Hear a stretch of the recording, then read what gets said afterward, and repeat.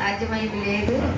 మరి చేయని తప్పు మళ్ళీ తప్పు చేసిన తాగిందంటే అది జీవితంలో నాకు వద్దయ్యా, అసమానం వద్దని ఇంకా ప్రార్థన చేసుకోండి.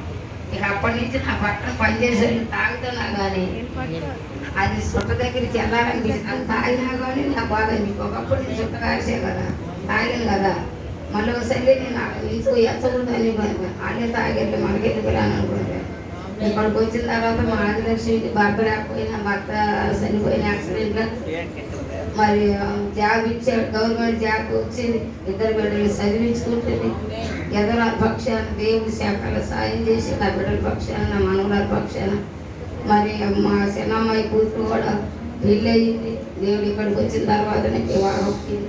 తనకు ఒక బిడ్డని ఇచ్చాడు, చిన్నతనంలో 16 సంవత్సరాలు పెళ్లి చేసి తనకు గర్భఫలం ఇచ్చాడు.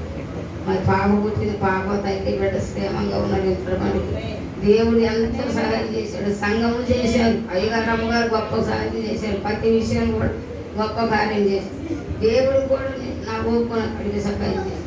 దేవుడు కూడా గొప్ప సహాయం చేశాడు. నా పక్షాన నాకు చదివించాడు. ఇప్పుడు చదవగలుగుతాను, కళ్ళు కొంచెం కనపడదు, మస్కరించింది. అయినా సరే దేవుని నడుపుతున్న పాటల దగ్గరికి వచ్చి దేవా నేను పాట పాడాలంటే ఎక్కడ మొక్క మర్చిపోతున్నావు, నీ చిత్తమైన అయ్యా ఆశపడకురాని వలసిన దేవుడు అని ఇంతవరకు కొంచెం వాక్యం చదువుతాను, పాటలు కూడా పాడుతాను, ఎక్కడ మాట పాల్పడాలి దేవుడికే చెప్పుకున్నాయ్యా, సరిచేసే దేవుడు నువ్వే అని ప్రార్థన చేసుకున్నాను. దేవుడు సంఘం సాయం చేశాడు.